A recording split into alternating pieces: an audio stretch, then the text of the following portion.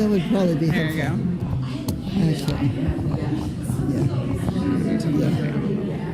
Yeah.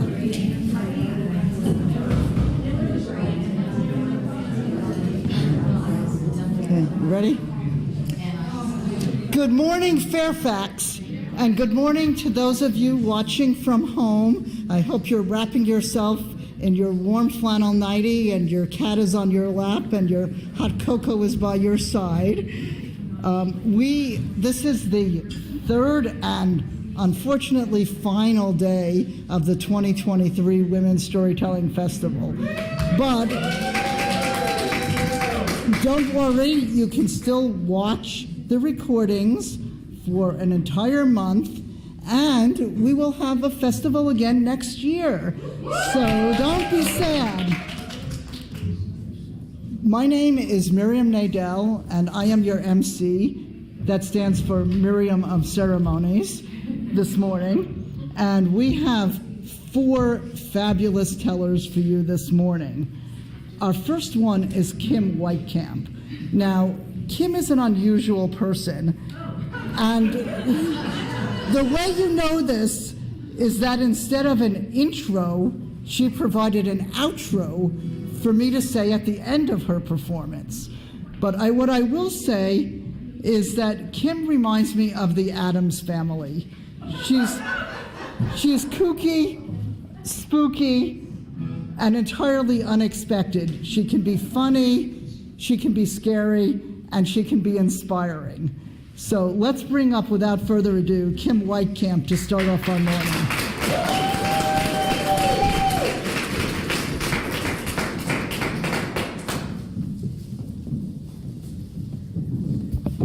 Thank you. Oh my goodness, is this just the best festival in the universe? I'm serious. I told Jessica that when this is over, I'm going online and inundating the world with how they have got to come to this. My friend Susan, back there, see her knitting? Say hello, yeah. My best friend in the universe. And she looks really quaint with the knitting, and she's just all cute, but she is a wild woman. And but she travels with me a lot. She's a retired nurse, so I tell people she's my travel nurse. And but she's been to a lot of festivals, and Susan, you know that I am not just saying this to be polite, right? You're going to attest to this. She said, I'm going to get emotional. In all the festivals she's gone to with me, she said that the telling at this festival was the deepest and richest she's heard. Mm-hmm. And she knows, are we recording? I'm going to say it anyways. She knows and she sees the bill of who I'm with everywhere we go.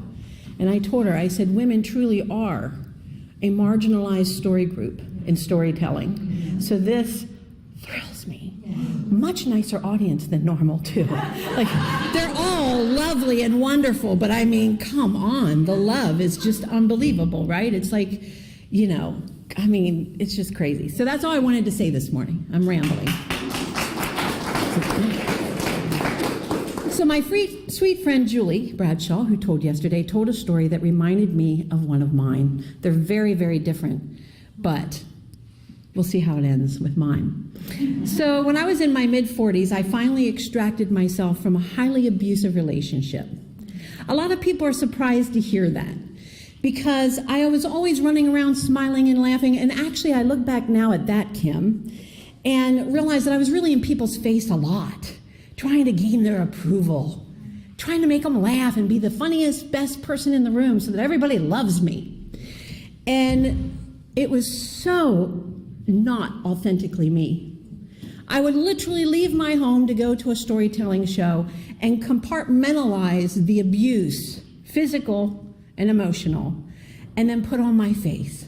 People would just say, you are so sweet, you are so funny.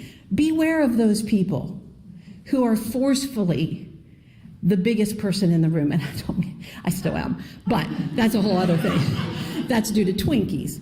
And but beware of that, because a lot of times they're hiding behind that. So I finally got the strength to extract myself, and I tell people all the time that storytelling saved my life. And I don't mean that in some cute little, way. I would sit with tellers after the show, and they would say things to me, and they would understand me, and they would not treat me certain ways. And I would get in the car to go home, and I'd think, wow, I am not a dumbass. I am not a whore. I'm not stupid. I'm not crazy. I am not. What is wrong with you? And it began to fill me, the love that I got from many in the storytelling community. And their stories began to fill me. And one day I looked in the mirror and thought, no more. The last 3 years of my marriage, I traveled so much that people joked that my husband wasn't real. And then I'd cry the whole way home and stop and get a French fry. And then stop and get another French fry. And then cry. And then eat a hamburger. And so when I finally extracted myself from that, I thought it would be great. I was 19, he was almost 30 when we got married, so I'd never really been alone. I had a great roommate, Suzette, and then I met my ex, and I had never been alone. Had babies, and people say, well, why don't you stay? You could have just left. Yeah, okay. Yeah, let me know how that works if that day ever comes for you. Well, I have children. How am I going to survive? Well, now I have grandchildren. Well, I'm a pastor. Pastors don't divorce, right? And so when I did, I just thought that the whole world would be bright and shiny. And the first night that I sat in my little apartment in Asheville, which is a great place to go after you divorce because everybody's stoned and making music. Yeah. It's like some fairyland. All you need is giant mushrooms and little men with quart cups. And I woke up in my little room and I looked around and I'm like, 30 years of marriage. And this is what I have to show for it. And I felt fantastic. It was like someone took the saran wrap off of my life, and I said a mantra every morning. I will never get married again. There is no way, because behind every man there is an evil human being. Takes time. Not you, Donna's husband. He literally just went, not you, okay? But in my mind, I truly thought that behind every man, it only was a little time until the shoe dropped, and then I would know, and I'd be slammed against the wall or thrown over the couch or choked out. And so, no, never again. I was happy to be single. My band lived in Asheville, so we were always making music, and my landlord was a musician, and so he was always having these in the rounds. So when I came off the road, there was music, and I'd go on the road 2, 3, 4 weeks, no problem. It was fabulous. I loved my little apartment. It was the greatest thing ever. But a weird thing began to happen. I started having desires to buy a lot of plants. And then I even thought of adopting a cat. I started Googling, how long can a cat live without a human in the room? Surprisingly, it was like 115 years. So I started having these desires to fill my house with plants and cats so that I wouldn't be so alone. And I didn't get regular plants because I was gone a lot, so I would buy succulents and cactuses, and those even died. And I thought, I am less nurturing than a desert. This ain't working. My children were, at that time, in their mid-20s. And so they weren't near me. I moved far away from where I was. I had to keep my location secret. And so they weren't even close by for me to for me to love and to care for. So I thought, what am I going to do? And I really went into a slump. I had gone through my counseling, because I didn't want to do a rebound thing because I am a lover. No matter how broken you are, I'm going to love you. Not healthy. And so I didn't know what I was going to do. So I was coming home one day to my little apartment, and I was going up, I believe it's 26 that goes into Asheville. I can't remember now, it's weird. And I pulled off an overlook and sat there up at the top of the stairs on the cement bench, and it's a beautiful view down through the valley and mountains on either side. It's my favorite stop. And I got out my journal and I wrote and I sobbed and I told God that I am sorry that I failed so miserably, because I still had the mindset, if I would have, maybe I could have changed him. And I finished, and then I sobbed some more, and some people came to look at the beautiful view and saw me and left. And that was uncomfortable, but I was just like, it's so pretty up here. Welcome to North Carolina. And so after I pulled myself together, I took some deep breaths, and I got my journal back out, and I said, okay, here's the deal. Because that's what you do with God, right? You tell him how it's going to be. I said, I can't date. I want to be alone, but I am a golden retriever when it comes to humans. And so I think you've created me to need to love deeply all the time. I am not a solo flyer. I admire those who are. But here's the deal. If you bring me somebody, I'm going to make a list of exactly what I want. And I need everything on that list, because if it's not there, I will fall for anybody. And so I shut the book and kind of laughed at myself and went on my way and lived my little solitary life, and it was fine. When I was in Culpeper, Virginia, there was a little festival over there called Culpeper Tells. It grieves me that it's gone.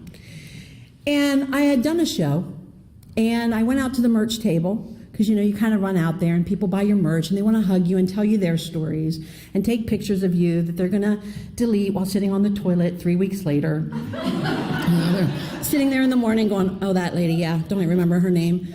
And so I'm there, and this man walks out. Now, there were these two elder women working the table. They were adorable.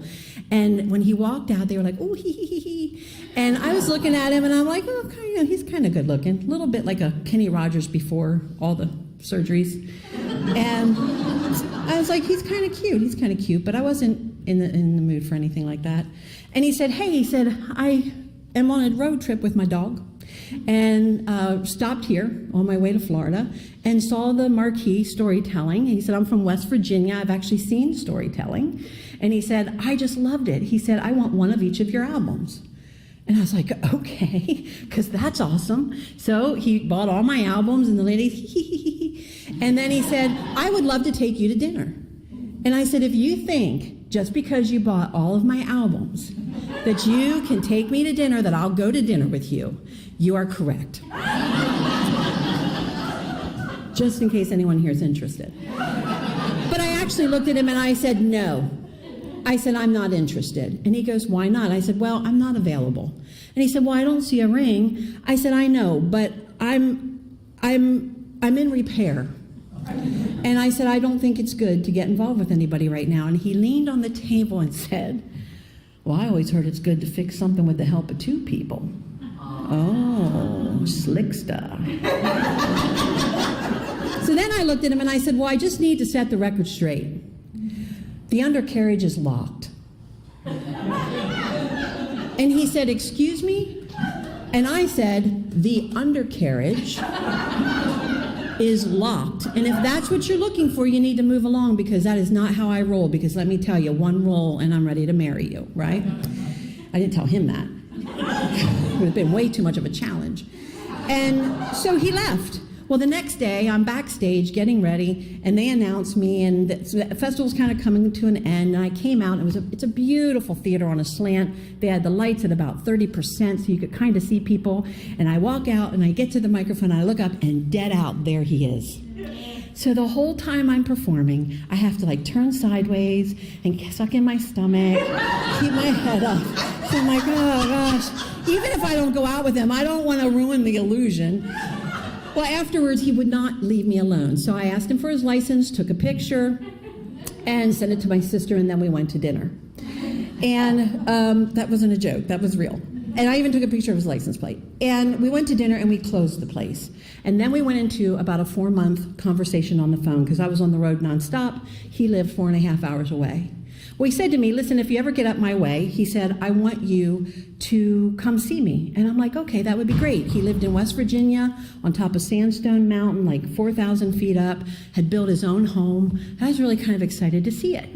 So I called him one day and I said, guess what? I'm going to be in your area. He said, no way. I said, yeah. I said, I'm headed to a gig and I'm going to be 5 hours from you. It's like... not that far. I said, and I would love to come see you. He said, I would love that. Well, I pulled into the driveway, and he said, when you get there, just blow the horn because I don't know where I'll be. He lived in the middle of 2,000 some acres, and it's fully self-sustainable. And I blew the horn, and he came out of this lovely building that was all windows, covered in sawdust and curls of wood. And I said, oh, well, that's nice. He's not wearing women's clothing. There's no newly dug graves in the yard, because I really thought that way. And he came up and he goes, man, you look good. I said, well, thank you. I appreciate that. First time we'd seen each other in months. And he said, did you bring comfortable clothes? And I said, I did. And he said, great, good. Go get them on. I'm like, ooh, adventure. I went in, put on my little stretchy pants and my little T-shirt and sneakers. And I came out, I'm like, what are we going to do? And he goes, well, we're going to lay mulch. And I said, excuse me? He said, yeah, we're going to lay mulch. He said, I've got to do the whole front yard. And you understand the road in is really long. So it went down and turned, and he had all these berms of flowers and things. And I was like, okay. And so we did. And we did it until it was dusk. And the night sounds were beginning. And when we were done, we were filthy and sweaty and had laughed and laughed. We were sitting on the back of his pickup truck having a cold Leinenkugel. And he said, well, what do you think? And I said, I have a question. I said, did you really consider this a date? And he said, yeah.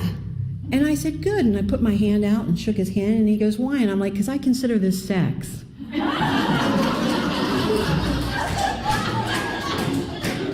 But as we sat there, he explained to me, he said, look, up on this mountain, this is the way of my people.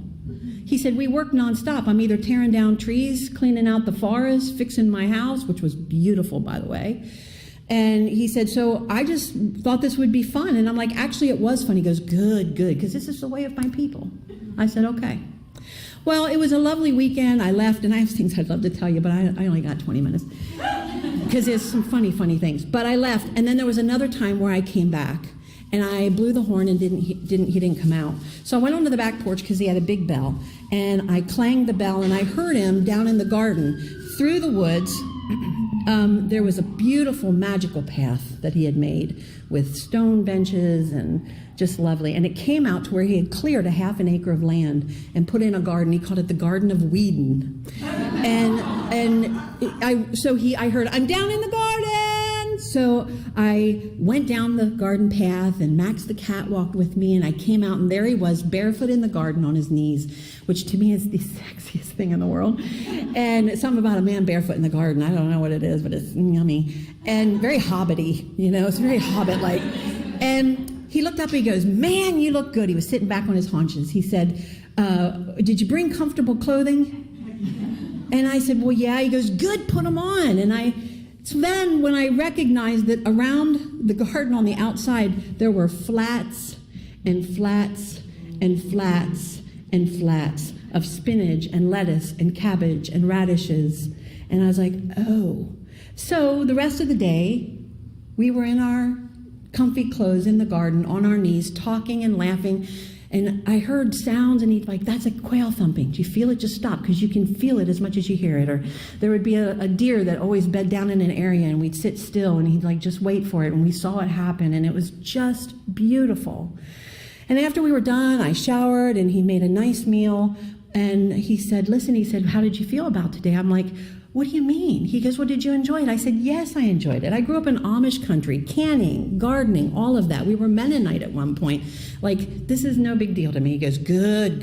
That's the way of my people. Well, I left that time, and I called my sister, and I said, hey, I'm really falling for this guy. I'm still nervous, but I'm really falling for him. And I just don't know what he's doing. Because every time I visit him, he makes me work. And she said, oh, he's testing you. I said, excuse me? You don't test a woman. I said, what do you mean? She goes, Kimmy, you told me how he lives. His water system that he had built outside of his well, fully self-sustaining, a pantry that was set at a certain temperature with jars and jars and jars of, he is a worker. And he has to make sure, he must really like you because he's making sure that you're going to be able to hang. It's like, oh, okay, got it. Well, the next time I went back, he was in the house with a friend, Jim. And I noticed when I pulled in that there were 2 trucks, his and Jim's, in the driveway, and they were full of gravel. And I walked in and I said, let me guess. You want me to put on my comfortable clothes? He said, no. He said, you're just going to drive today. So I drove, they pushed, they spread, and that was our day. And when we were done, we went back in the living room. Jim left, and Danny said, well, what did you think? And I said, no. I said, listen, before we get into all that stuff, I said, I have a gift for you. He said, you do? I said, I do. And I said, sit down, I wrote you a song. Oh, he said, okay. He said, no one's ever done that. And I'm like, well, good. And this is a song I sang to him.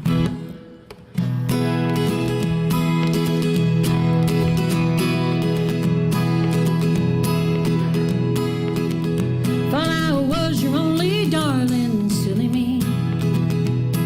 I stopped by without calling, silly me. I guess I should have phoned, but I knew that you were home. I thought you'd be alone, silly me. I ignore Becky's Ford, silly me. Walk right up to your door, silly me. Well, I guess I should have knocked, but it was unlocked. Was I in for a shock, silly me? Silly me, oh silly me. I guess I lost touch with reality. Oh, to think someone like you could ever love a fool like silly, silly me. Well, I must have lost my head, silly me. I went and shot you dead, silly me. Thought I was justified, but they called it homicide, and tomorrow they will fry, silly me. Silly me, oh silly me. I guess I lost touch with reality. Oh, to think someone like you could ever love a fool like silly, silly me. Oh, a fool, yeah, like silly, silly me. And I looked at him and I said, well, what do you think? And he said, well, that's a pretty aggressive song. And I said, well, that's the way of my people. 10 years. Woohoo!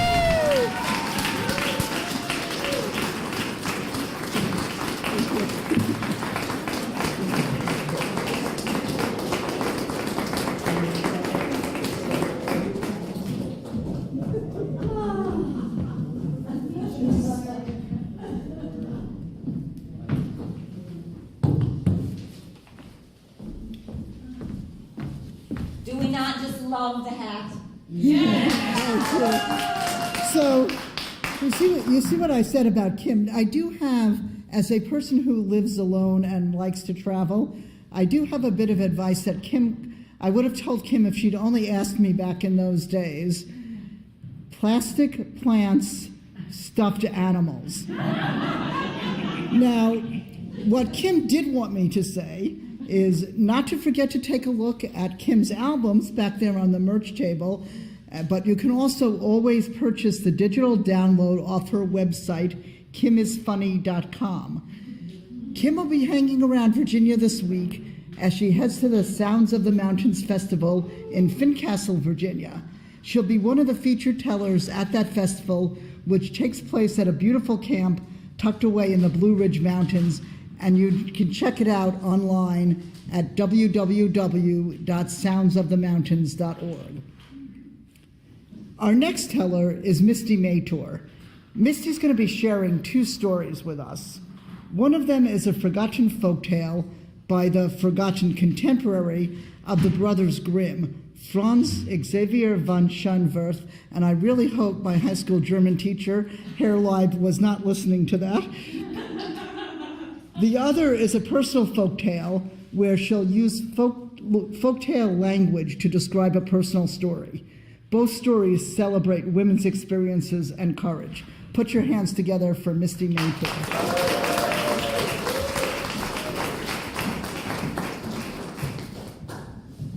Good morning. It has just been a wonderful weekend, hasn't it? Yes. So I wanted to find a folktale that hopefully nobody had heard of, and me and all the folktale nerds of the world rejoiced when it came out in 2012 that this contemporary, the Brothers Grimm, Franz Cassava von Schönwerth, or Franz Xavier von Schönwerth in the German. I'm sorry, Aunt Marianne, I know I'm butchering it. Anyway, she's German and I mess up the German.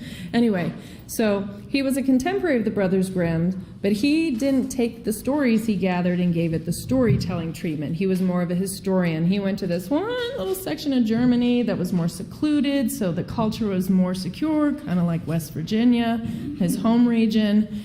And he just wrote down everything exactly as they said, which the king loved. His day job is being secretary for the king. And the king let him take 4 leaves of absences to gather these stories. But they didn't sell very well.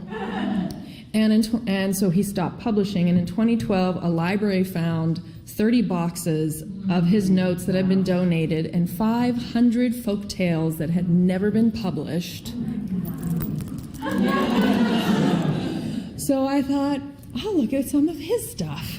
So I wanted to find a story that really celebrated, a strong, independent woman.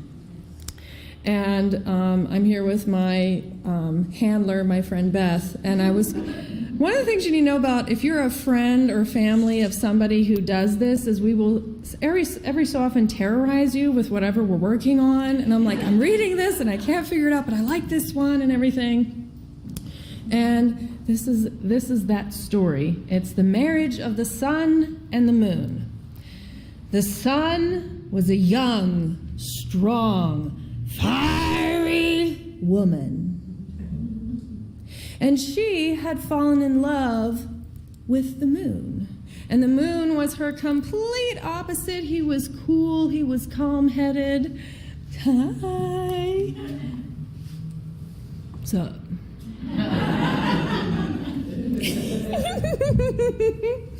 And since it was at the beginning of time, the two were married. And I didn't make this up, this is how the story goes. But on the bridal night, the moon did not satisfy his hot and desiring bride and preferred to sleep. This annoyed the sun, but she decided that she would be kind of patient and long-suffering, I mean, she is hot, she's a lot to handle. But they had a job to do. They had to go throughout the day, lighting up the sky, so everyone could mark their calendars, their days and their nights, and when they would go down for the evening, it was just dark with a few scattering of stars because they were supposed to get the nights off because they were newlyweds. And the moon preferred to sleep.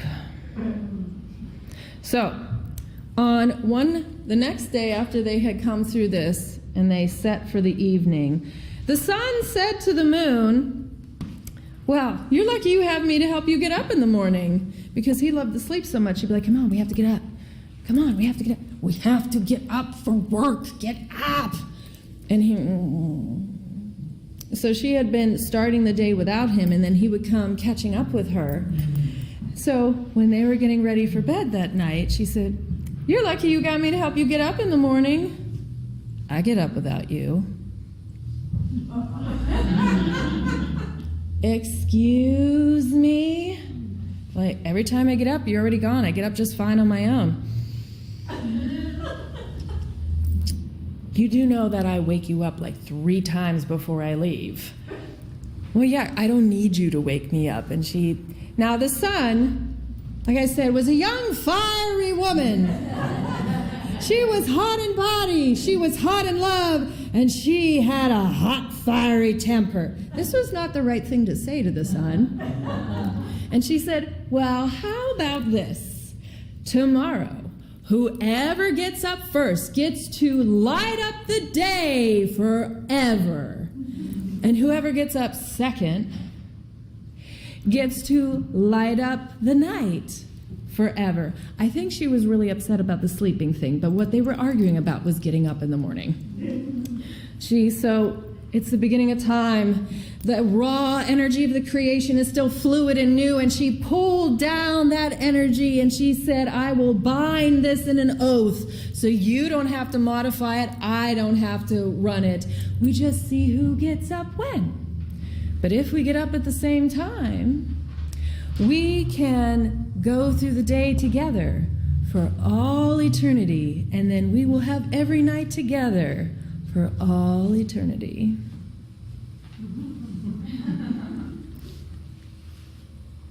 Fine, sure. Yeah, whatever. You sure? Yeah, I'm sure. I can get up without you. It's fine. It's fine. And so the moon fell asleep with that dumb grin on his face. And so now the moon, he went to sleep, like I said, because this whole situation, this was a morning problem. It was now nighttime, so he was going to sleep. But the sun was so angry and irritated that she could not sleep. She kept tossing and turning. And this is where I really related to the folktale, because if I am upset, I cannot sleep. There's no sleeping happening. My husband, however, I used to joke that he would sleep through the second coming of Christ if Jesus didn't come to wake him up. So that man was sleeping, and she just burned. So finally, at 2 a.m, she got up, lit up the world. First midnight sun that the Arctic Circle is still getting, and she got up like, I told you couldn't get up without me, and was running through the sky.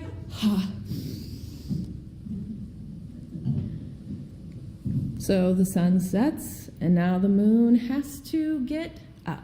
No sleeping at night anymore for him. But after her anger cooled, she regretted her decision, because she really did love the moon. He was calm. He always thought before acting or making impulsive decisions. And he would always point out interesting things that were happening on the ground, like maybe a woman wearing a unicorn suit and dancing around in the park, or a storytelling festival. And she loved the way he looked at her. Other people would look at her and say she was too bright, she was too hot, she was too much. But he never did that. And she realized her loss. And when she would cry red tears at sunset, the whole sky turns red. And the moon, sad for losing her, his light has always been sort of subdued and melancholy. And every month he hopes maybe our paths will cross, and his hope gets bigger and more full, and when he realizes their paths are not going to cross, he shrinks and shrinks until he has to take a night off to compose himself. The sun never takes a day off. But every so often their paths will line up. And this is where it's going to get good, right?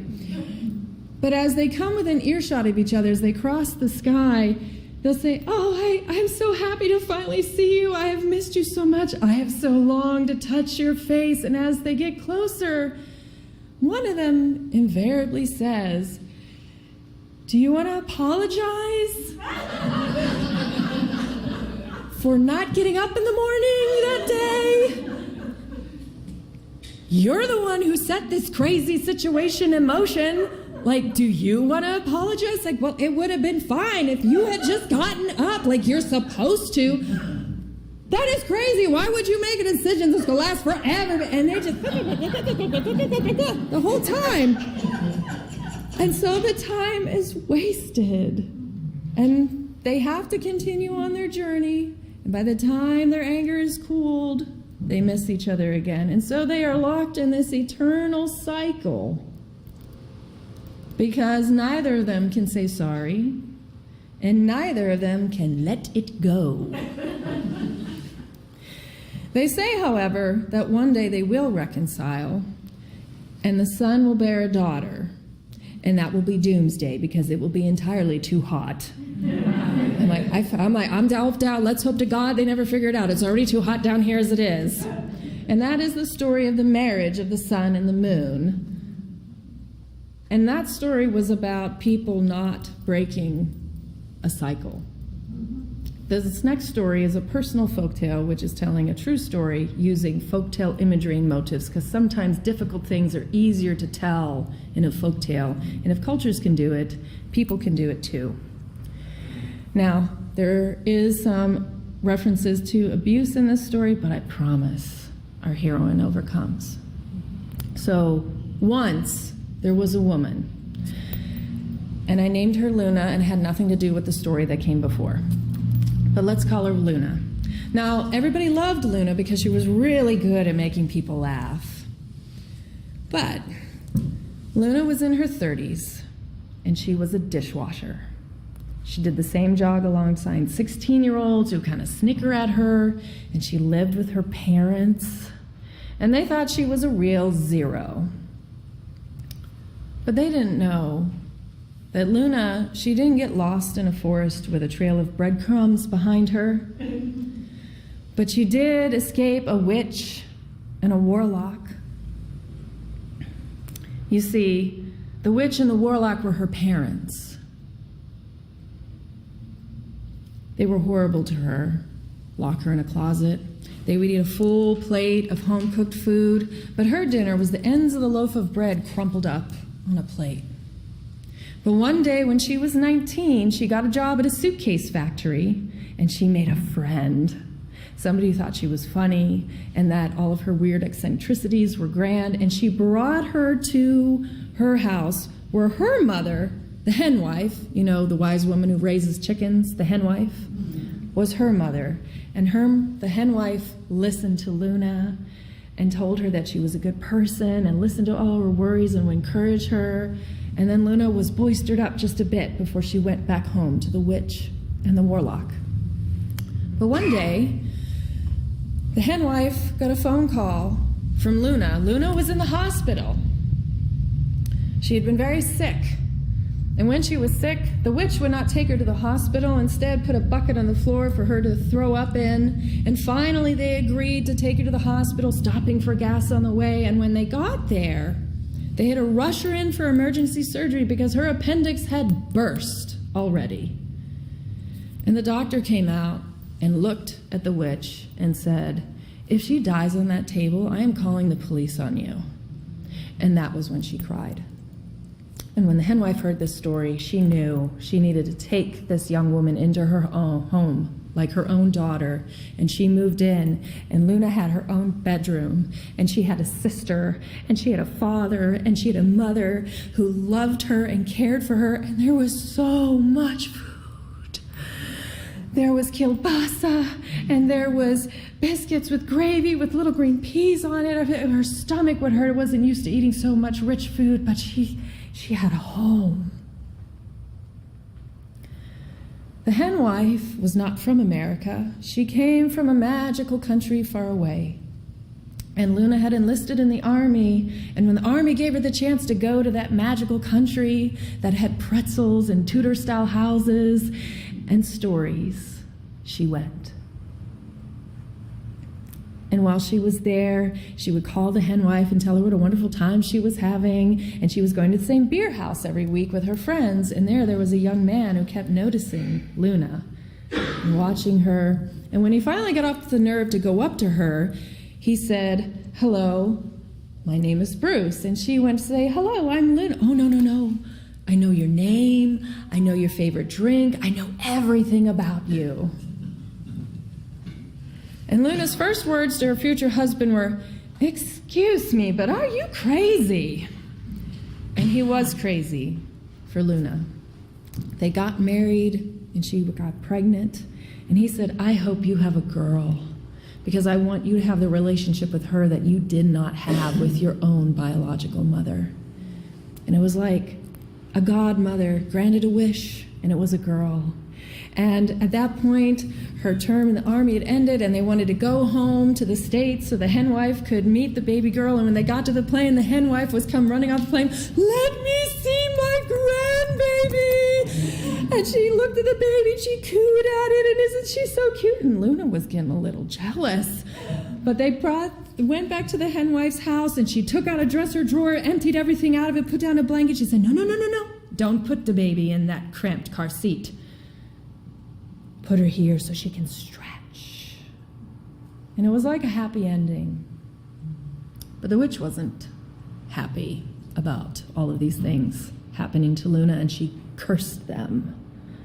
And they went to go visit Bruce's family, where she met Bruce's father, who was also named Bruce, and his umpteen million siblings, and they all welcomed her and the daughter. And that night she had a dream where there was a car accident and Bruce had broken his leg. They celebrated Thanksgiving, and then he went to go where he was going to be stationed next, make sure the apartment was set up, and then Luna and her daughter were going to join after Christmas. 2 days before Christmas, they got a phone call. Well, you must be mistaken. Bruce is right. They weren't talking about the older Bruce. They were talking about the younger Bruce. And suddenly Luna knew that what happened in that car accident was so much worse than a broken leg. And she went back into the bedroom to pick up her baby girl. And normally when babies see their mother upset, they cry. And she's explaining to her daughter that, I'm so sorry, but your daddy is gone. And the child just looked at her and patted her cheek like she knew. And after this, the hen wife said, come home. Just come home. Come home to me. I will take care of you. Come home. You and the baby, you come stay with us.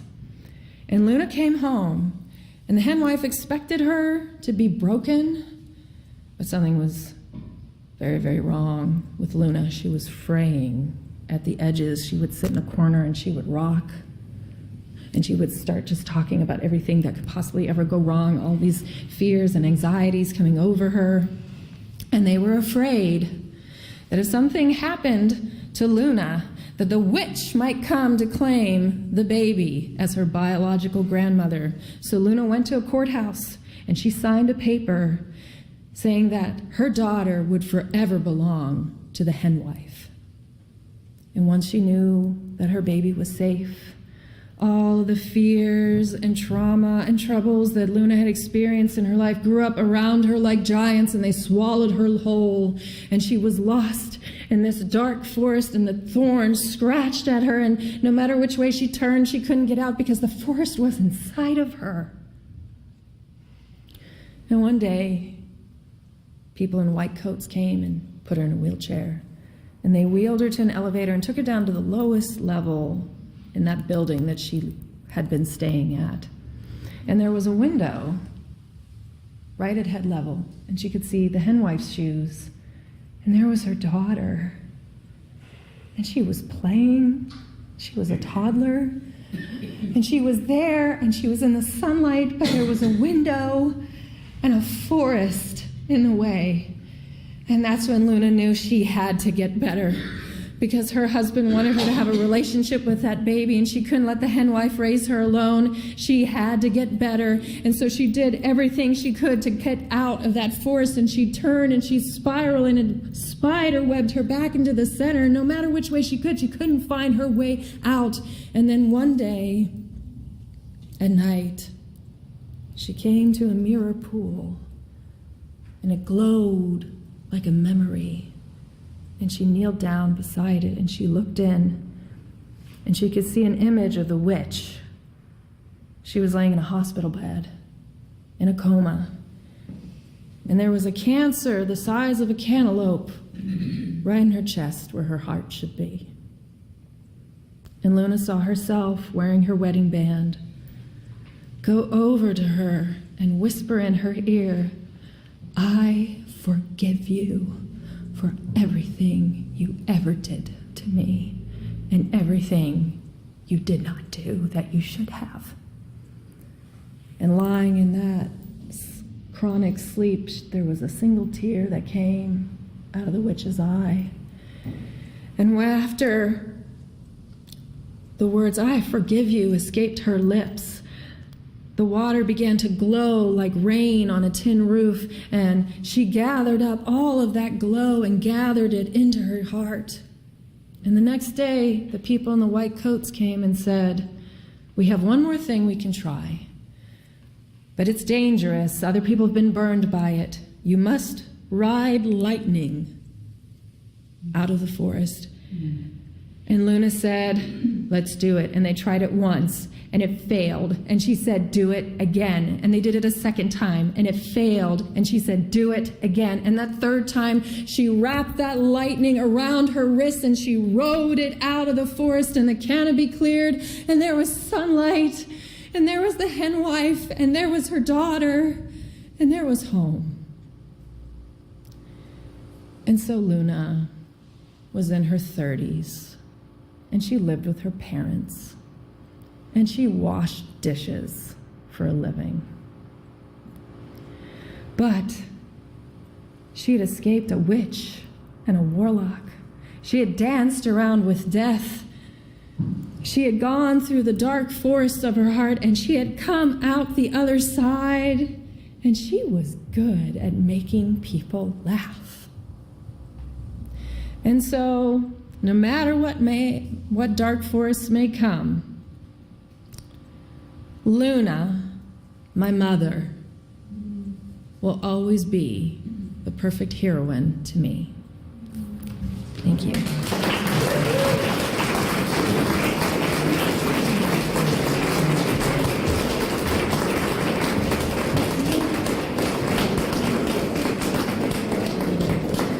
Thank you so much, Misty.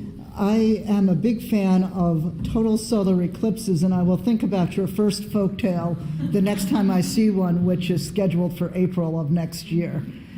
And as for your second story, I think many of us have wandered through dark forests at many a time, and it's good to know that there are ways of getting out of them. Our next teller is Laura Deal. Laura built her repertoire of folktales as a spellbinder storyteller, sharing traditional tales with students in elementary classrooms every month of the school year. So far, the most challenging question she's gotten from a kindergartner is, "Why is it always you?" I think many of my female relatives have asked me the same question. In addition, she was a featured teller at Stone Soup Storytelling Festival in April of 2022 and was also part of the online-only Women's Storytelling Festival of 2021. Come on up, Laura.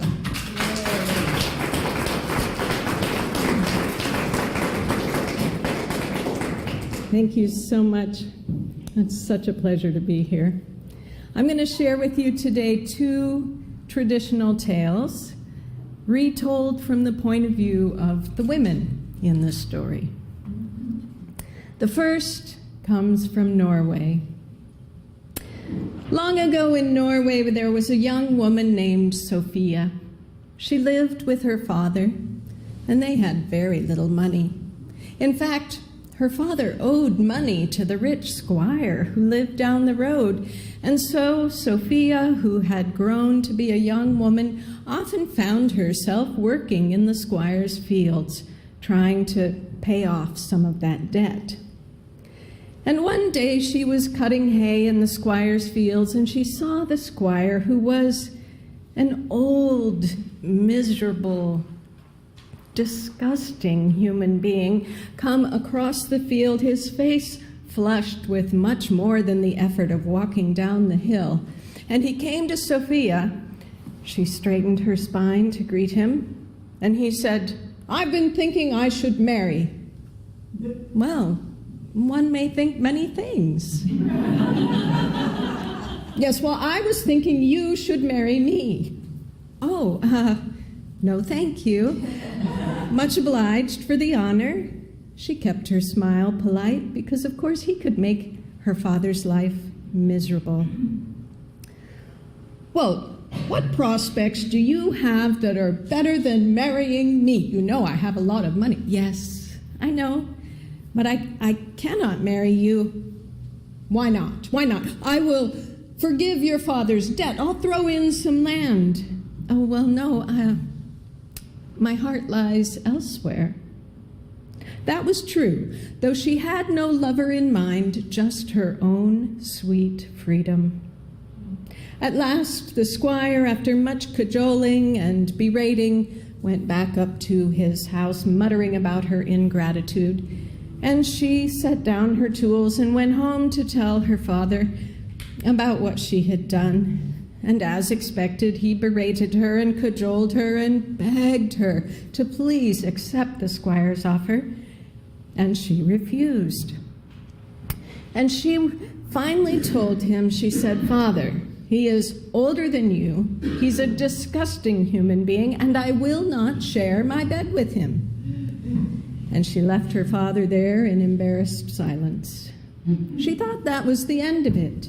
But the next time she went to the field, there was the squire talking to her father, talking about the forgiveness of the debt and the extra land that Sophia had failed to mention. And she heard her father say, "I will talk her into it. Just give me a few days." And so Sophia waited. She went to work. She would not work in the squire's field. She went to work in her father's field. And on the third day after her refusal, she was out cutting hay, and the squire's stable boy came running across the fields to her. He said, "Sophia, Sophia, please, you've got to hurry. I've been sent by the squire to get what your father promised." She realized that her father had made some deal he hadn't told her about. She said, "Did the squire tell you what my father promised him?" "Well, no, but your father said I would find her out in the field, so please hurry, Sophia. The squire's in a terrible mood. He says he's getting married today." "Oh, is he?" "Well, then I expect he wants to borrow our good bay mare. There's none better for pulling a wedding carriage. I'm sure that's what he wants." "Well, Sophia, will you help me catch the mare then? Because I really need to get back as soon as I can." And Sophia's plan was coming together nicely. She said, "I will help you catch the mare, but I will have to ride with you because the mare won't put up with it otherwise." She only had her bridle and reins, no saddle. The boy was so relieved to have Sophia's help, and they got on the horse and they began to race to the squire's house. And when they arrived, she set the stable boy down. She said, "Go and tell the squire that you've brought her." And so the boy ran off. And a few moments later, he came back. His eyes were wide. He said, "Sophia, I'm supposed to take her up to the bedroom and get the girls from the kitchen to dress her in the bridal finery."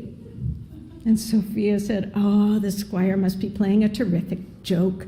Won't this be a delight? But don't tell anyone. We wouldn't want to spoil the surprise.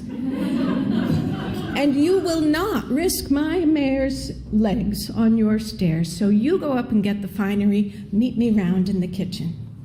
And so the boy ran off again, and Sophia led the horse to the kitchen, and the girls there laughed and laughed and laughed as they started to try to get the horse dressed in the bridal finery. There was the black bodice that had to go over the front legs. They had to split the seam on the red skirt to get that around the horse's girth. And then they tied the apron around the horse's neck, and by this point the girls were absolutely useless. They were just giggling hysterically. But one of them did hand Sophia the crown, and Sophia had to get some oats for the horse to convince it to put up with the rest of this foolishness, as Sophia fixed the crown on the horse's head and tied it with a ribbon under the horse's chin. When all was ready, Sophia told the boy, "Now, you go and tell the squire everything's ready, and I'll lead her round to the parlor door." And when Sophia and the horse got to the parlor door, there was the boy peering out. And when she winked and said all was ready, he opened the parlor doors. Sophia led the horse in, pandemonium, as all the assembled guests laughed. And Sophia met the squire's gaze over the crowd. She thought he might expire from his anger. But she said, "Ah, Squire, thank you so much for this wonderful joke. We all needed the laugh, and so kind of you to forgive our debts." And the squire could tell that he had been bested by Sophia.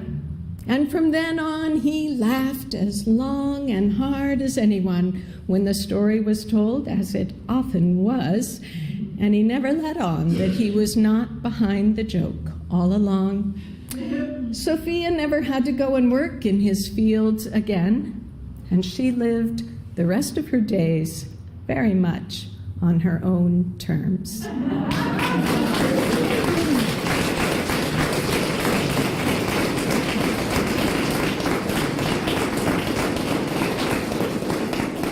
Thank you very much. The kindergartners loved that story. This next story got its inspiration, I think Donna mentioned the other night, the Fairy Tale Variations shows that Stories with Spirit have been producing all along. Cooper Braun and Rachel Ann Harding, who was in the virtual showcase. And this story was inspired by the work that they do with that. I think you'll probably figure out pretty quickly which tale it is. He deserved every curse I could utter, which was only 3 before the arrow that he had shot through my neck lodged there and stopped my voice for 6 long years. He was a spoiled, entitled prince, and I, a shape-shifting witch, had the misfortune of being in the shape of a goose that day. He was out with his bow and arrow, just shooting whatever he wanted in the woods, and he was aimed at something else entirely. And at the last moment, he swung around and loosed that arrow at me. I uttered the curses in the old tongue, which is the most efficient way to utter a curse. The first I'm sure you've heard of. A frog you'll be until you die. Okay, I admit it was not the most original curse. But for a shape-shifting witch, it is one of the easiest to apply because a frog is already a metaphor for transformation. And I'm sure you all know metaphors attract magic. And well, the other 2 curses you may not have heard of. Happily after is a lie, and your firstborn is mine when I no longer fly. It sounds better in the old tongue. I had many years to wish that I had first uttered the word for transformation. But in the moment, I had a frog.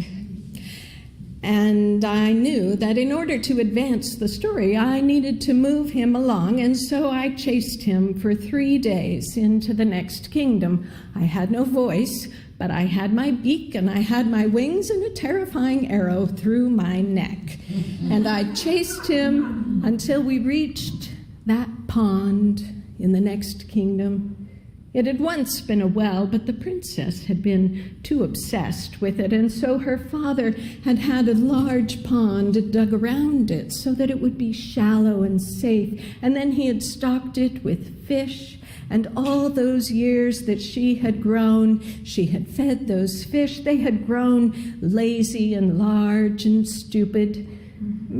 She had grown rather stupid as well. But I let the frog rest when we got to the pond, for in truth, I needed rest myself. It didn't take too long before the princess came down, tossing that golden ball. Even though she was a young woman, she still played with that ball, and she was terribly careless, and this day she tossed it too high. It landed in the deepest part of the pond, and she began to wail, "My golden ball, my golden ball." The fish came over. They expected to be fed, so they just gaped at her. But she was obsessed with the ball. "Go and get my ball for me." And the fish just... She really started wailing in earnest then, and the frog saw his opportunity. When he first spoke to her, she shrieked. And then she started to listen. He said, "What will you give me if I get your ball for you?" She said, "Anything you want, anything at all." She was not used to keeping promises. It was easy to make a promise. And he said, "You must take me in your home and let me sleep you must let me eat at your table, and then you must let me sleep on your pillow." "You. Very well, just go get my ball." And so he dove down, he brought her ball back, and when she got it, she tucked it in her pockets, hiked up her skirts, and ran for the castle. But she had not counted on the fact that that frog was rather large, and he kept up with her all the way to the door. I followed more slowly, hiding in the bushes. As I went, I heard the whole argument, and soon enough her father came out. At first he took his daughter's side. "No, we don't allow frogs in the castle, not even talking frogs." But the frog was very persuasive. "Oh, but sire, I've heard about your hospitality. It has such a reputation. And wouldn't a talking frog be such a wonderful addition for your dinner entertainment?" And so eventually they carried the frog inside. I flew to a tree nearby, though it did pain me to fly with that wound that would not heal. And I watched as they set him on the table on a cushion, and they brought the silver dishes. He was back in his element. And then I flew to her balcony when she carried him up to her room, and I heard the terrible arguing when he asked for a kiss. Well, when they told the story later, they did say it was a kiss, but that is not what happened. She picked up that frog and she hurled him at the wall. And it was a rather sickening sound as he hit the ground, dead. But of course, a dead frog would not advance the story, so he turned in that moment into a live prince. A frog you'll be until you die. Well, you know what happened. They thought they were in love. They rather had to get married because he had no clothing on there in her bedroom. So they soon wed and returned to his kingdom, and it was at that point that the second curse took effect. Happily after is a lie.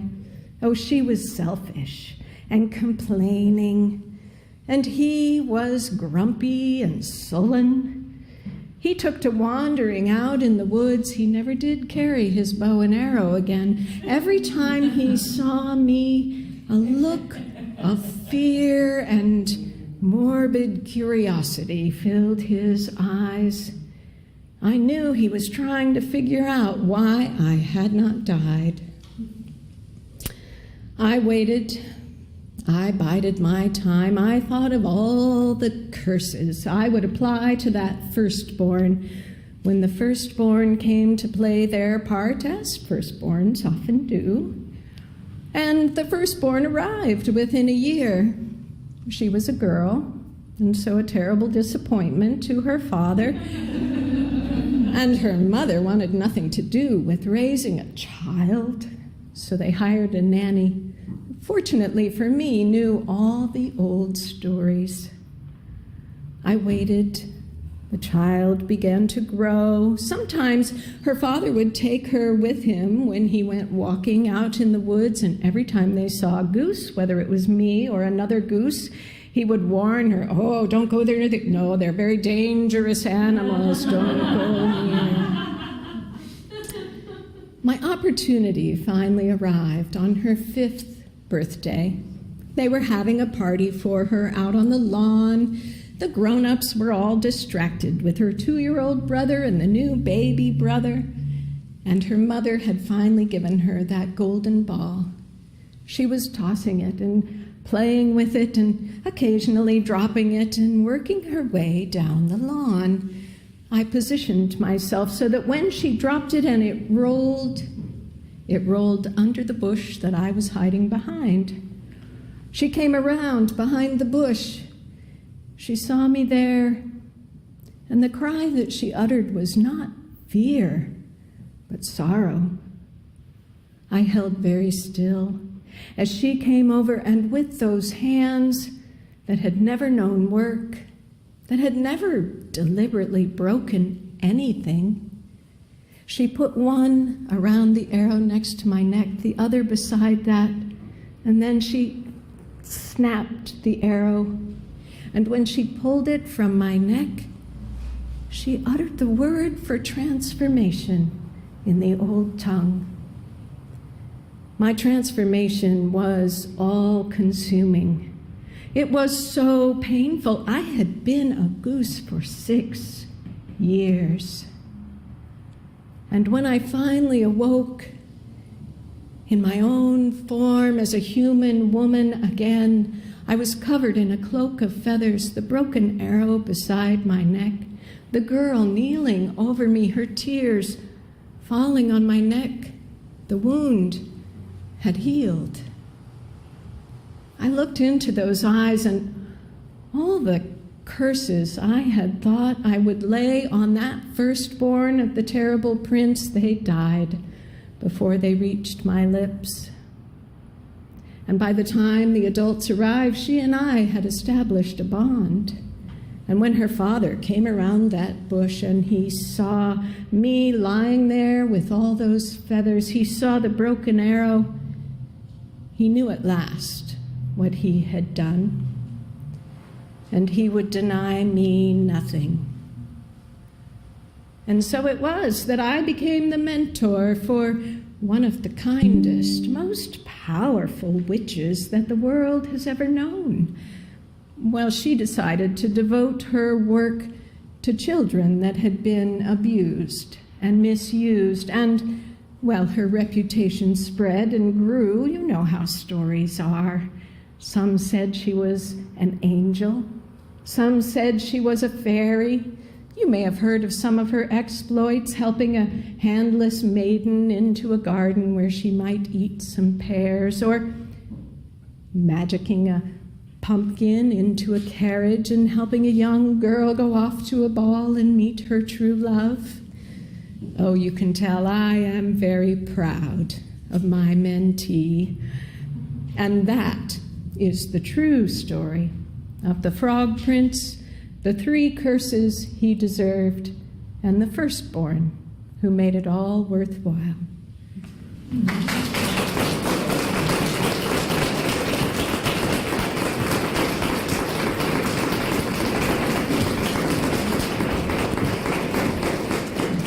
Thank you so much for those stories of transformation. I was reminded of my dear departed friend Kathleen Zundel, who I met at Community Storytellers in Los Angeles in 1990, and she used to say about the Frog Prince that sometimes it takes a powerful woman to turn a slimy frog into a prince.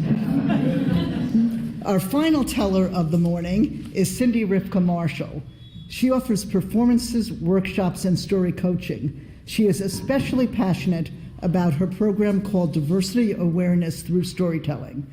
She coaches high school community members to tell stories highlighting their marginalized identity groups, and then she facilitates a school-wide response. Please welcome Cindy Rivka Marshall.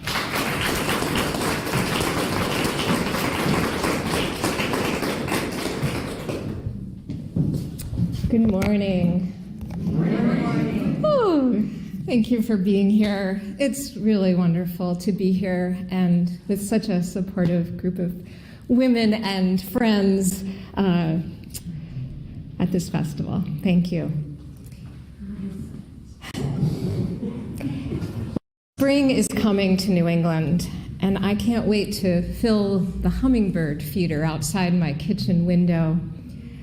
They come back every year, and I admire them.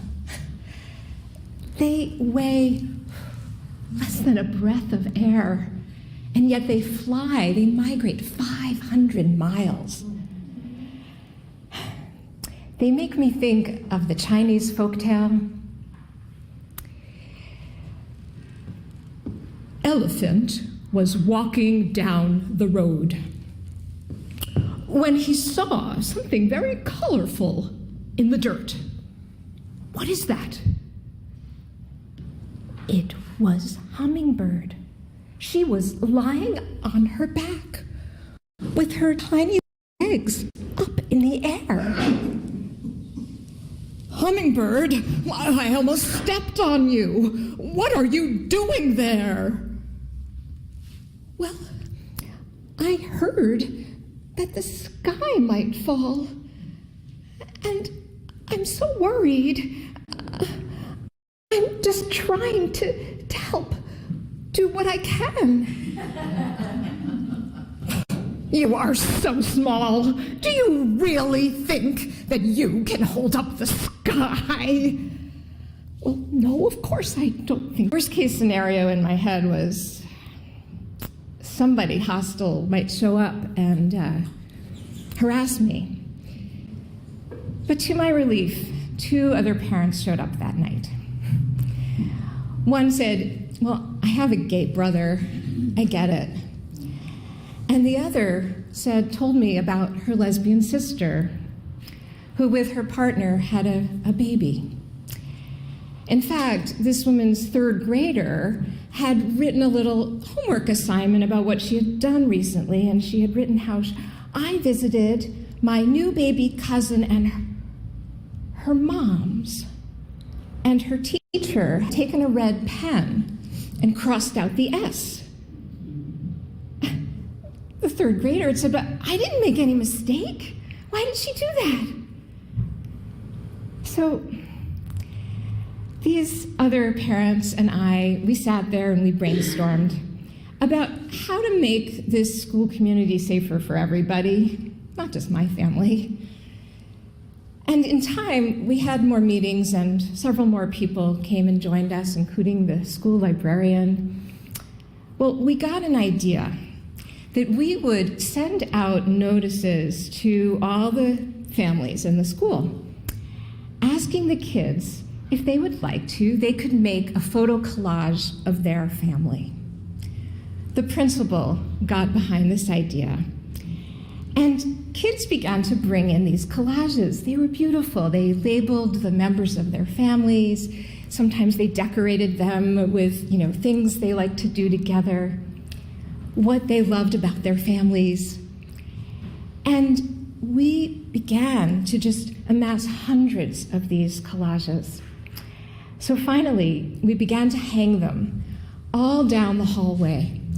Every corridor of the school was lined with these beautiful, colorful, joyful celebrations. And, well, I think the family diversity maybe surprised some people. For we had children who were being raised by grandparents. There were single-parent families. There were families with divorced parents, families with skin tones of many hues. There were many ethnicities. There were families who spoke all different languages in their homes. Well, there on the wall was our son's portrait, and we stood there proudly with him looking at it. He had labeled himself me, Jeremy, my little sister Michaela, Mommy, and Mama. And in that context, we belonged. Well, the teachers were complaining a bit, good-naturedly, because they said, we try to get the kids to go down the hall to art class and gym, and everybody's stopping. Look, do you see that? They have a cat that looks just like our gray cat. Oh, do you see that? That kid has a stepdad, and so do I. Oh, well, we speak Chinese in our house, too. And the children, well, they were bringing their parents in after school, their family members, their friends. Look at mine, look at mine. Oh, and they were just soaking it in because they got the message. They were seeing their similarities to each other, and they understood that love makes a family. Well, I have a memory of the first time that I imagined myself a mother. That memory is kind of tinted pink. I was about 6 years old, and I was sitting on the floor in my bedroom, right between the twin beds. And they rose up on either side of me like canyon walls. They were covered with pastel pink bedspreads with little white eyelet trim. And the windows had matching curtains. And as the afternoon sun filtered through, I sat there with my baby doll. And I was rocking her. Now, my younger sister, who was about 4, had her baby doll too, and she was holding her by the foot. And she was singing to her and banging her head on the floor to the rhythm of the song. And I knew I had to set a better example about how to take care of babies. I knew better. So I put out a little flannel baby blanket, and I put my doll there in the middle, and I folded her up and swaddled her. And still my sister was not paying attention. So then I lifted up my shirt, and I stuck the baby doll's mouth right over my flat little nipple. And I pretended to nurse the baby. Well, this got my sister's attention. And then I thought, oh, is my body really going to do that? And I dropped the doll on the floor. Game over. Well,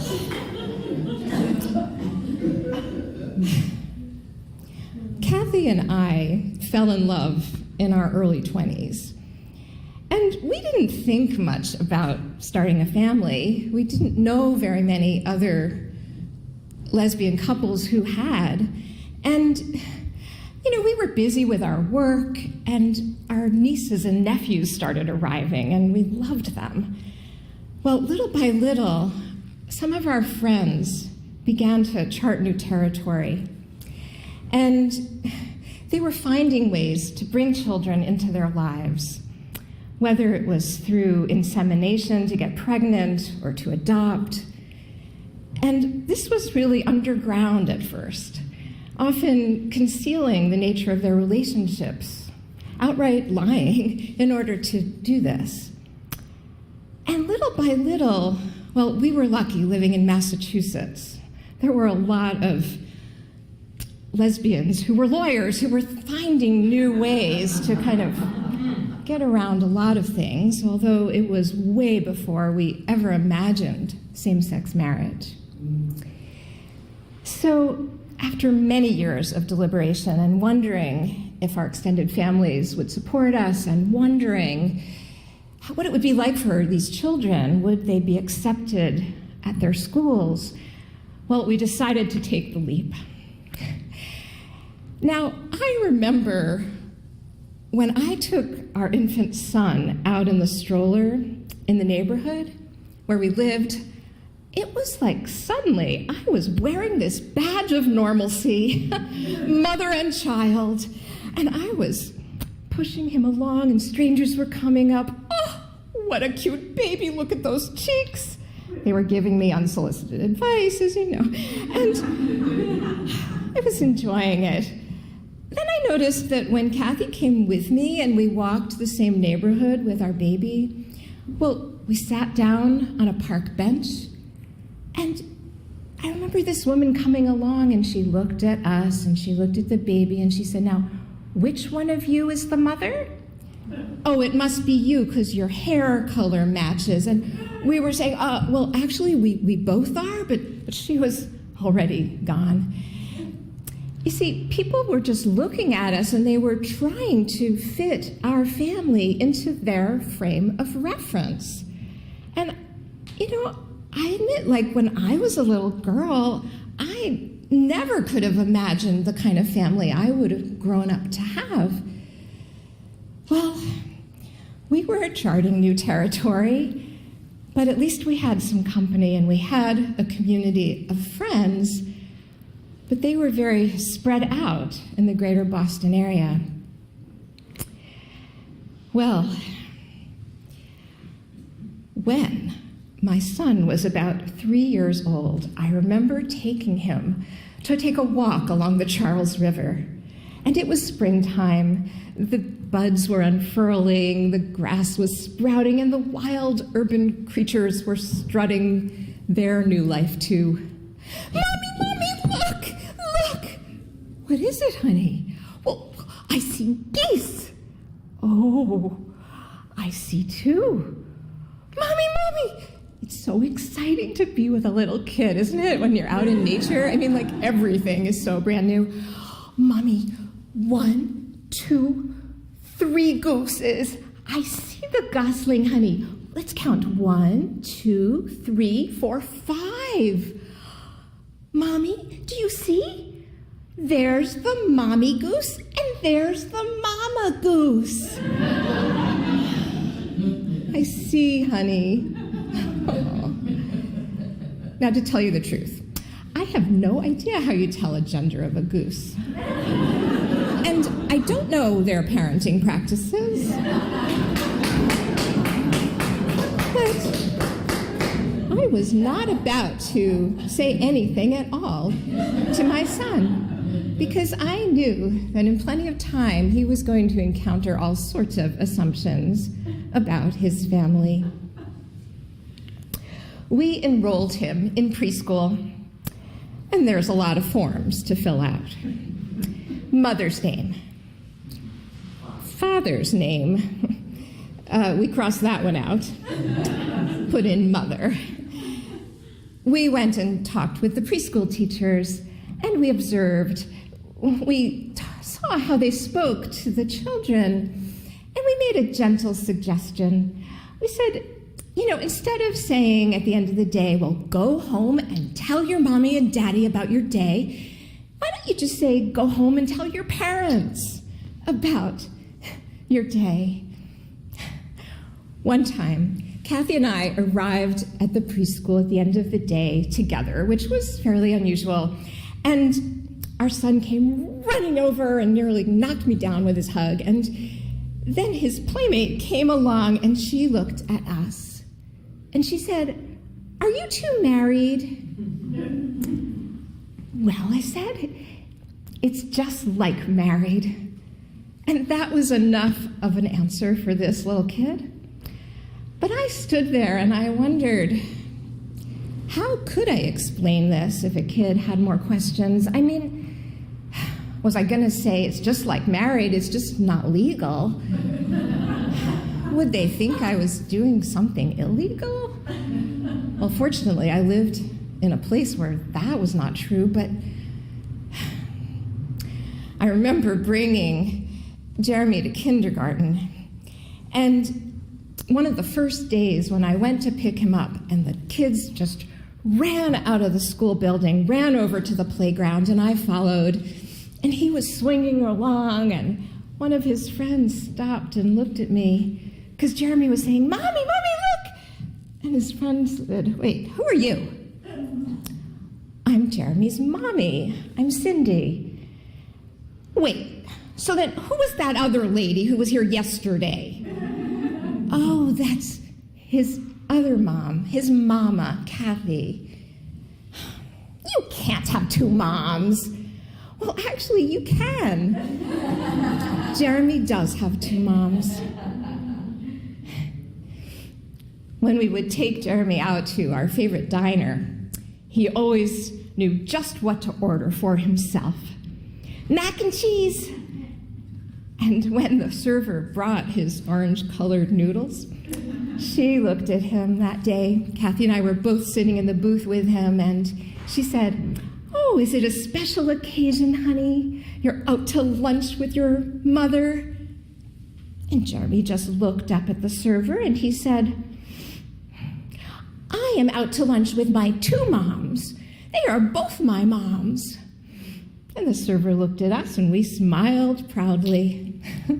We were so happy that our little kid was already knowing how to advocate for himself and his family. Well, there's an organization not far from here in Washington, D.C. You might have heard of it, the Human Rights Campaign. Well, they run a national program that's called Welcoming Schools, and it offers resources online of book lists and lesson plans and all sorts of activities for elementary schools to talk about LGBTQ topics, and yes, in age-appropriate ways. Well, that project had its genesis in my home, actually. My partner, Kathy, she worked with others. There was a group of parents and educators that came together in response to some requests that were coming in, because we did several different kinds of projects in our kids' elementary school. And people wanted resources. They wanted to know, how can we get books and support different kinds of families?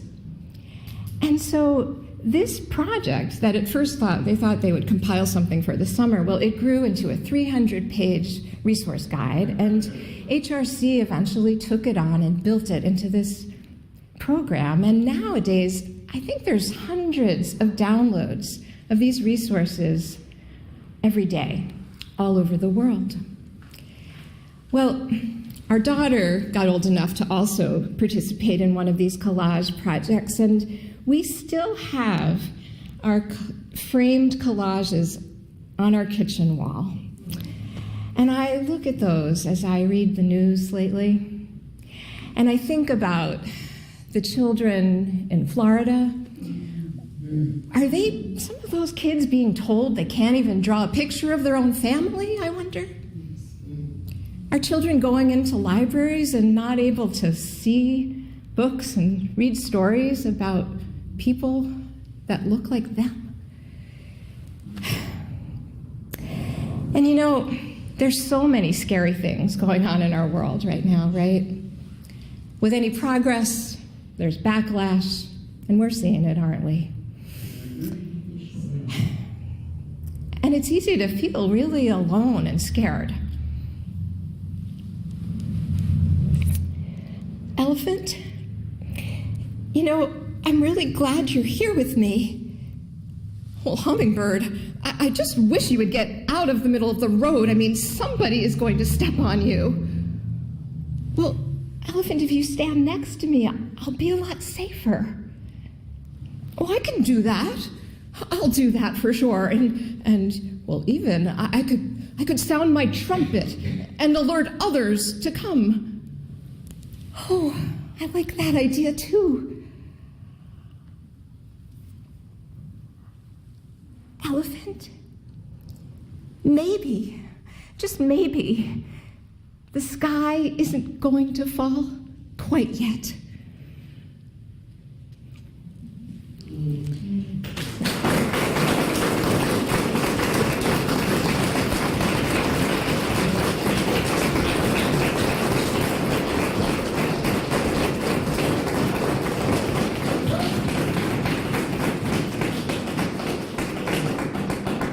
I think I am never going to look at the Make Way for Duckling statue on the Boston Common quite the same way again. We're going to bring all of our tellers back up in just a minute, but I have a couple of announcements first. If you look in the back of the room where Bonnie and Bowen are, there's a merch table, and there's lots of wonderful things you can buy there.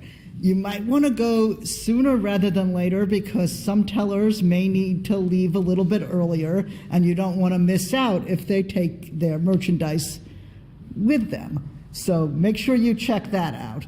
The other thing is that if you do leave early, you're wearing a badge and it's got a lanyard, we want to be able to use those again, because we're all environmentally correct here in Fairfax, despite being in the Commonwealth of Virginia. And you can put them on the table and we will use them again, but you can wait until you're leaving to do that. So now let's bring all the tellers up and give them a big round of thankful applause. And Jessica will get a picture. And come on up here, Kim.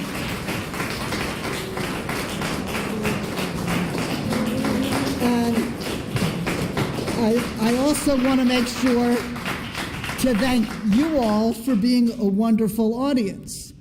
We will be taking a break for lunch, and we want you to come back at 2 o'clock.